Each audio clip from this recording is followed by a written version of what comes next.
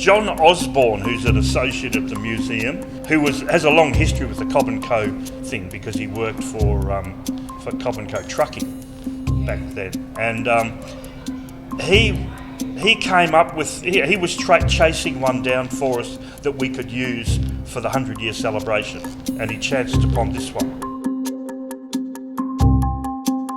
It's a huge sort of shed out in Warwick that we went to go and visit. I knew that there was this coach and there was something of a collection there, but I really had no idea what was down there. It wasn't someone who'd been a contact that I'd had in my working time here. There's not many.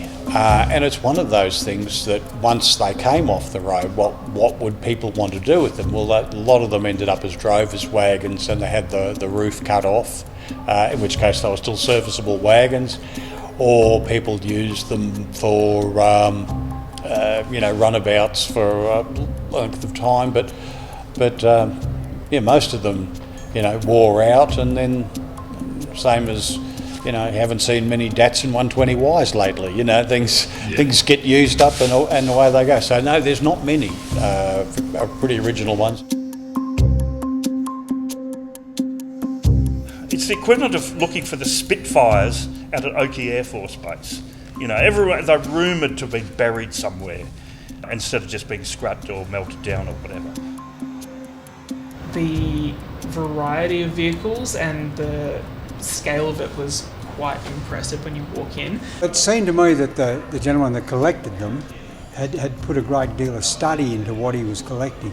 He'd put some good and rare vehicles together, It was as good a collection as I'd seen for many a year.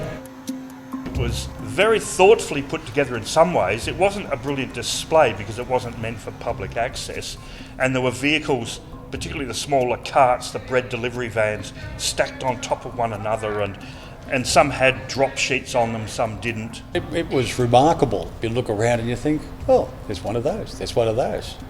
I haven't seen anybody with one of those lately, It wasn't just the vehicles themselves though. Even when you walked in and you looked at the walls, there was accoutrements and there was a whole wall of barbed wire, like different types of barbed wire. There was tools and harnesses. All around the shed on the walls were plywood panels with all sorts of paraphernalia Australiana, displayed quite well obviously for viewing and labelled as such. I hadn't actually realised that barbed wire collections were quite a popular thing, apparently. And now that I've found out a bit more about it, I can see why. There were some bread delivery carts with proper livery on them, the paintwork, but there was a magnificent Berlin. I've never seen a Berlin firsthand. We don't have one in the collection. Very much an aristocrat's vehicle. This one was elaborate, carvings all over the front, all the suspension members and the axle trees all carved and painted beautifully. Yeah, we don't own anything like that, but it's a very European vehicle.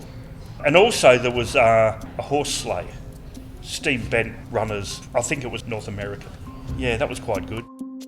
I've never seen one that big. That was 26 I counted, just roughly, without going in underneath things. Yeah,